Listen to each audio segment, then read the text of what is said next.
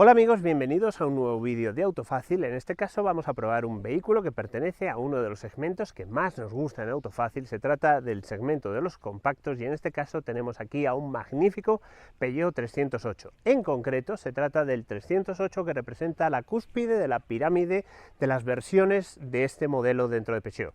Es un Peugeot 308 plug-in hybrid de 225 caballos y con el acabado elegante y deportivo GT.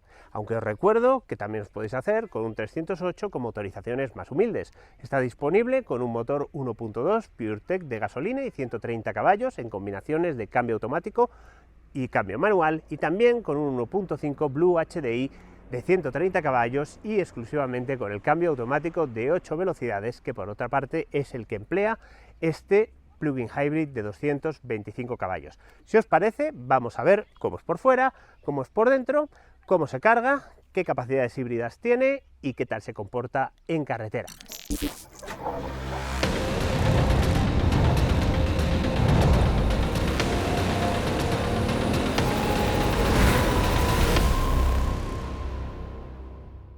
Unas nociones generales sobre el exterior de este 308 5 puertas o hatchback y de esta motorización en concreto. Se trata, como he dicho al principio, de un modelo compacto, fácil de meter en ciudad y de aparcar en prácticamente cualquier sitio, con 4,37 metros de longitud y una distancia entre ejes de 2,67 metros, que no deja muchísimo espacio en las plazas traseras, pero que corresponde a su filosofía de compacto. Existe también una versión Station Wagon que tiene bastante más maletero, pero que como conserva la misma distancia entre ejes no tiene un efecto sobre las dimensiones de las puertas traseras o del espacio disponible en la fila trasera.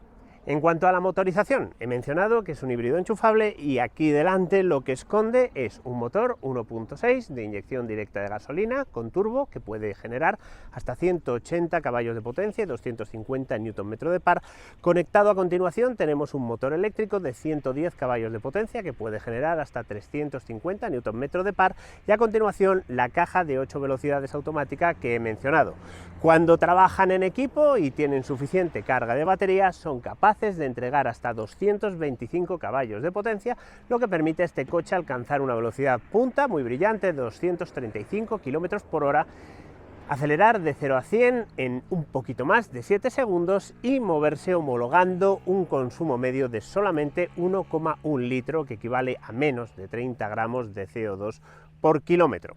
Para conseguir todas esas maravillas, no solamente dependemos del grupo propulsor, sino de una batería de 12,5 kWh de capacidad que está ubicada debajo de los asientos traseros y junto a un depósito de gasolina de 40 litros, que proporciona aproximadamente una autonomía de unos 500 kilómetros. Como esta batería es muy grande y esto es un híbrido enchufable, aquí debajo de esta tapa tenemos un puerto de carga de tipo 2, como el que utilizan todos los eléctricos en Europa, que está conectado de serie a un cargador embarcado de 3,6 kilovatios de potencia, de manera que podemos cargar el coche en aproximadamente 3 horas y un poquito. Por 400 euros extra podemos convertirlo en un cargador embarcado de 7,2 kilovatios de potencia y entonces podríamos rellenar la batería completamente en menos de 2 horas. O también tenemos otra opción que consiste en dirigirnos al maletero, abrirlo, comprobar que por cierto tiene 361 litros de capacidad, es un poquito más pequeño que el de las versiones no enchufables, coger este cable de carga de modo 2, también conocido de emergencia, y que por cierto viene de serie con el coche, enchufarlo a cualquiera de los zócalos Schuko que tenemos en nuestra casa y cargar nuestra batería a una potencia de 2,3 kilovatios. Si echáis las cuentas, esto va a significar que vamos a tardar en cargar completamente la batería un poquito más de 5 horas. En función de vuestras necesidades de carga, tenéis que decidir si optáis por esta opción, que sería la vía humilde, o os decantáis por la instalación de una wallbox un poco más potente que os va a permitir cargar el coche un poquito más deprisa. Y ahora, si os parece, vamos a ver cómo son los 308 y en concreto este plug-in hybrid de 225 caballos con acabado GT por dentro. Por dentro encontramos un interior con materiales, calidades, mandos y ajustes muy correctos. Encontramos también unos asientos que sujetan bien el cuerpo y que de serie vienen con esta combinación de alcántara y tejido convencional, que es menos calurosa y que sujeta mejor que, por ejemplo, esa opción tan fantástica que existe de un cuero con una tonalidad azul verdosa, que por cierto resulta muy elegante, al igual que resultan muy elegantes estos pespuntes que Peugeot denomina de color menta. Una de las cosas buenas del 308 es que es un compacto y eso significa que puedes ir con el asiento muy cerquita del suelo, algo genial para aquellos a los que nos gusta ir muy cerquita del suelo. Uno de los inconvenientes es que, como todos los Peugeot, utiliza en el interior la filosofía iCockpit, y esa filosofía significa que para poder ver bien la instrumentación es necesario situar el volante en una posición levemente baja.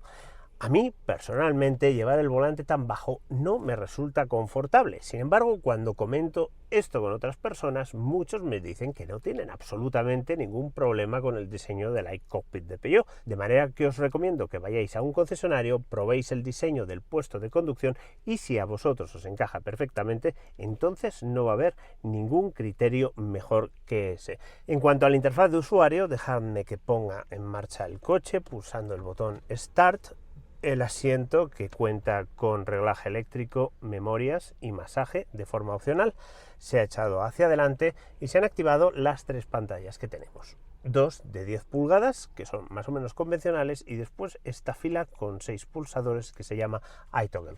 La pantalla de la instrumentación, que es bastante completa. Además podemos contar con una pantalla en 3 dimensiones que muestra una visualización de los datos bastante espectacular, pero en el fondo no excesivamente práctica.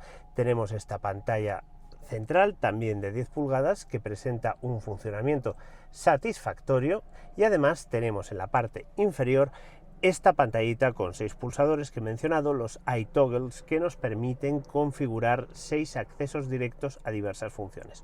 Por ejemplo, supongamos que a mí me gusta acceder con frecuencia a esta pantalla, que es el cajón de aplicaciones. Pues puedo tener aquí mi botón cajón de aplicaciones y acceder directamente. Si en este botoncito quisiera poner, por ejemplo, el botón de energía, simplemente pulsaría prolongadamente, seleccionaría energía. Ahora ya tendría aquí el acceso directo a la pantalla de energía y, por ejemplo, podría seleccionar la función eSafe y activarla para que el motor térmico cargara la batería utilizando el generador eléctrico, para si, por ejemplo, quiero circular en modo 100% eléctrico dentro de un núcleo urbano o para enseñárselo a un amigo. Es algo totalmente necesario porque en estos momentos tenemos casi el 100% de carga de batería y me está indicando una autonomía eléctrica de 38 kilómetros. En este coche podemos obtener una autonomía que viene oscilando entre los 45 y los 60 kilómetros en función de la conducción que hagamos. 60 kilómetros si tenemos una conducción esencialmente urbana,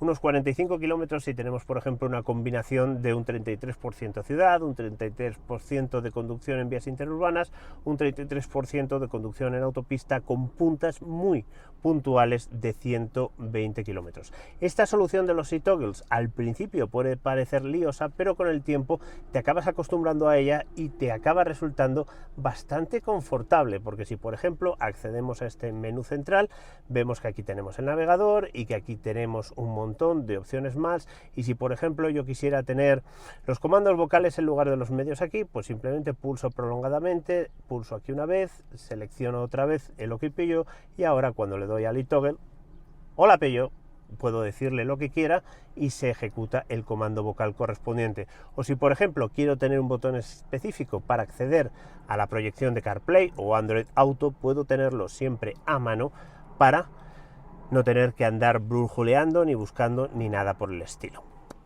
Ahora que sabéis las ventajas, inconvenientes y funcionamiento de este invento bastante práctico que son los iToggles, vamos a las plazas traseras y les echamos un vistazo. Sobre el espacio detrás encontramos unas plazas traseras que son lo que cabría esperar en un coche con una distancia entre ejes de 2,67 metros de largo. Tenemos suficiente espacio para meter los pies bien hasta el fondo, bajo el asiento del conductor, que por cierto puede bajarse mucho. Hay suficiente espacio para las rodillas, la banqueta está muy bien diseñada, hay espacio suficiente también para la cabeza y me gustaría que el respaldo estuviese inclinado unos pocos grados más hacia atrás. Por lo demás, es un lugar en el que te puedes sentar cómodamente y recorrer bastantes kilómetros. Cosas que me gustaría mejorar. Me gustaría que las puertas fuesen un poquito más grandes y me gustaría también tener un poquito más de espacio longitudinal. Pero sinceramente, si esas son las características que estáis buscando en vuestro coche, probablemente el coche que necesitáis, ese coche en el que vais a hacer un uso intensivo de las plazas traseras, no sea estrictamente lo que entendemos por compacto.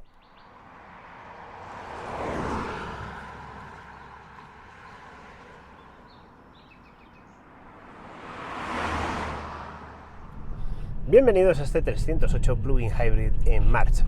En estos momentos estamos circulando en modo 100% eléctrico y tenemos aproximadamente un 50% de batería restante. Con esta situación, la autonomía en modo 100% eléctrico que marca la instrumentación es de 20 kilómetros, de manera que el total sería unos 40 kilómetros. Se trata de una estimación pesimista porque hemos tenido el aire acondicionado encendido durante bastante tiempo con el coche parado y por supuesto se trata de un compresor electrificado a alta tensión que ha estado tirando de la batería que llevamos detrás de los asientos traseros, de nuestra batería de tracción. La autonomía real oscila entre los 40 y los 60 en función de cuánta ciudad hagamos, y eso nos lleva al consejo habitual de que si vais a realizar unos 50 kilómetros diarios o unos 50 kilómetros entre cargas, estos enchufables con baterías de 10 kilovatios hora son bastante interesantes y puede que en el largo plazo, entre 8 y 10 años, perfectamente amortizables, insisto, si los enchufáis con mucha frecuencia. Llevo el volante en la posición adecuada para poder contemplar perfectamente toda la instrumentación. De hecho, el aro cae justo en la banderita de Francia que hay bajo las letras de Peugeot, de manera que voy sentado correctamente. Y como podéis haber visto en la anterior curva, cuando tengo que girar el volante, mis manos rozan levemente las piernas. Es algo que vais a comprobar en breves instantes y por eso creo que hay algo, ¿veis?, que estoy haciendo mal, que debo estar haciendo mal. Probablemente la combinación correcta sea subir más el asiento y subir un poquito más el volante y entonces ya todo encajaría, pero como os he explicado antes, es una cuestión muy personal que tenéis que comprobar en el concesionario. Desde el punto de vista de la conducción, que es a lo que hemos venido, en modo 100% eléctrico es perfectamente silenciosa. Dispongo de otros dos modos, aparte del modo Safe del que os he hablado antes, que permite cargar la batería y que esencialmente es un dispendio desde el punto de vista energético, pero interesante desde el punto de vista de podernos mover en modo eléctrico en determinadas circunstancias si no hemos cargado la batería. Dispongo, como digo, de otros tres modos que se seleccionan con este botón, Drive Mode, y ahora estoy en el modo híbrido, en el cual vamos a hacer una utilización inteligente de la energía disponible en la batería en función de cómo utilice el acelerador. Acabo de pasar de 88 km por hora y el motor térmico se ha puesto en marcha. Si vuelvo a dar otro toquecito, entonces ya paso a la modalidad de Sport, en la cual el motor térmico 1.6 permanece continuamente encendido. Una de las ventajas de tener un motor 1.6 con bastante elasticidad en su funcionamiento es que las transiciones entre eléctrico y térmico son muy imperceptibles. Yo ahora mismo podría saber lo que está pasando utilizando la instrumentación o utilizando aquí incluso un menú especial en la pantalla central. Sencillamente no me importa. A mí lo único que me importa es que cuando piso el acelerador las cosas ocurran con espontaneidad y no me importa cuál de los dos está impulsando el coche. Incluso si acelero a fondo y obligo a meter una marcha corta, este motor de 4 cilindros tiene un sonido adecuado, un sonido agradable, de manera que utilizar este coche circulando a ritmos más bien alegres es confortable, porque no tienes que escuchar a un pequeño motorcillo que se está esforzando en entregar toda la potencia que el fabricante ha prometido, pero que probablemente no podamos tener disponible siempre e instantáneamente todo el tiempo. La dirección es rápida, da una sensación de agilidad buena. Si estuviese un poquito menos asistida, creo que sería un poco más informativa, pero está conectada a un tren delantero que tiene un buen tacto, un tacto progresivo y en el que puedes confiar. No tiene lo que yo denominaría un tacto deportivo, pero sí sabes exactamente lo que va a hacer, de manera que es agradable a la hora de conducir, digamos, odio el término, ya lo sabéis, deportivamente. El freno En estas circunstancias de conducción, cuando vas más o menos ligerillo, tiene un tacto aceptable. Cuando estás trabajando con él en ciudad, podría tener un tacto más lineal y predecible. No tanto en los últimos metros de la deceleración, sino más bien cuando estamos circulando a baja velocidad, entre 30 y 20 km por hora. Las levas funcionan bien, aunque la caja de cambios no invita a utilizarlas continuamente. Hay una cosa que me encantaría tener disponible y es un botoncito que me permitiese imponer la modalidad manual, es decir, fijar la marcha en la que quiero circular de manera permanente y no solo temporalmente, porque eso te permitiría experimentar más y mejor con la caja y habituarte a sus tiempos de cambio para utilizarla manualmente de una forma más agradable. En lugar de ese botón M, lo que tenemos aquí es un botón B, que como sabéis significa brake y que incrementa la regeneración cuando lo pulsamos. La utilidad de este modo brake es recuperar más energía y desde el punto de vista práctico pues sería como abrir un pequeño mini paracaídas. Cuando ves que los coches están parados ahí al fondo o vas a coger una desviación de autopista o algo por el estilo y quieres un periodo de regeneración más o menos prolongado, pulsas la B de brake y entonces dejas que el coche se vaya parando con aproximadamente el doble de regeneración de la que obtendrías si no tuvieras el modo B encendido. Sobre el tema consumos, que obviamente es muy relevante, mientras vamos en modo eléctrico, ya sabéis, pasa lo mismo que a casi todos los eléctricos, sean o no enchufables. Gasta unos 20 kWh a los 100, en ciudad un poquito menos, en carretera 120, sensiblemente más. Cuando pasamos al modo híbrido, los consumos oscilan entre los 6 y los 7 litros. Es un poco difícil bajarle de ese 6 y actualmente, y esta es una indicación un poco mentirosa, porque como os he dicho, hemos tenido el motor funcionando durante bastante tiempo y hemos hecho una conducción que no es del todo representativa, está marcando 6,4 litros de consumo medio en los últimos 1016 kilómetros recorridos. De manera que creo que es una cifra razonable y también, sobre todo, bastante representativa teniendo en cuenta la distancia sobre la que se ha calculado. Se pueden conseguir consumos un poco más brillantes prescindiendo del peso de la batería, etcétera, incluso decantándose por otras marcas con otros sistemas híbridos que probablemente sean más eficientes, pero insisto, si lo que os preocupan son los consumos, lo que tenéis que tener grabado a fuego en la frente es: me he comprado un enchufable, tengo que enchufarlo continuamente para exprimir sus propiedades positivas.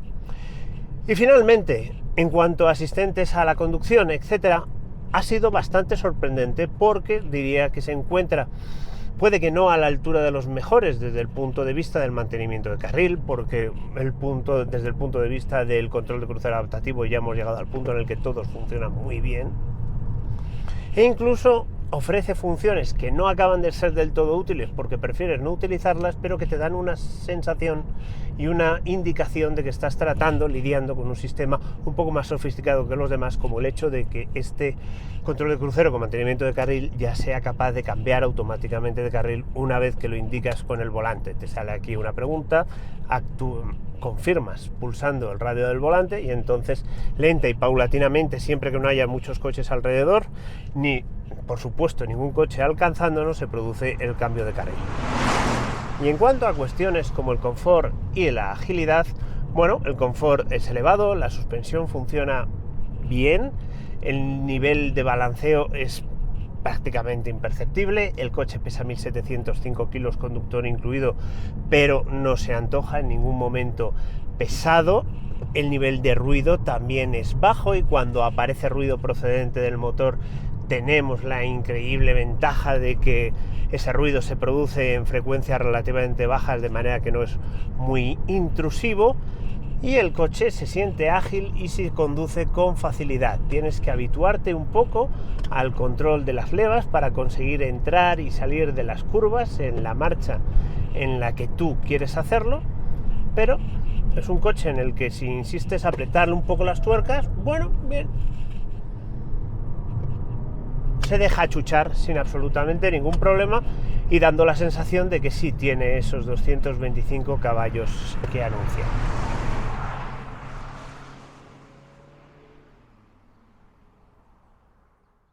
Y hasta aquí hemos llegado con esta breve toma de contacto con este magnífico Peugeot 308 Plug-in Hybrid de 225 caballos y acabado GT. Los más observadores os habréis dado cuenta de que he omitido hasta ahora un pequeño detalle muy relevante a la hora de comprarse un coche, y es el hecho de cuánto cuesta. El precio de este coche es de 43.500 euros. Ya sé que suena un poco elevado, pero dentro del segmento de la tecnología enchufable y del nivel de potencia, comprobaréis, si lo miráis, que todos sus rivales también empiezan con un temible 4 en la etiqueta del precio. Alternativas: la primera, pagar 1.000 euros más y decantarnos por un Peugeot E308, la versión 100% eléctrica con batería de 50 kWh de capacidad, que permite, según el WLTP, recorrer 400 kilómetros y que, según nuestra experiencia, debería dar para entre 250 y 260 kilómetros de uso real en carretera. Otra alternativa es descontar esta cifra a unos 1.500 euros y decantarnos por la versión de 180 caballos, que no hemos probado, pero que probablemente da un resultado igual de bueno que este de 225 caballos. Una tercera alternativa sería descontar nada menos que 12.000 euros del precio del vehículo y decantarnos por la versión con el motor 1.2 PureTech y la caja automática de 8 velocidades, todo ello aderezado con 130 caballos, pero que carecería de la etiqueta 0 de la DGT. En este caso estaríamos hablando de un Peugeot 308 1.2 PureTech de 130 caballos con una etiqueta C. Pero, como digo, 12.000 euros más barato aproximadamente.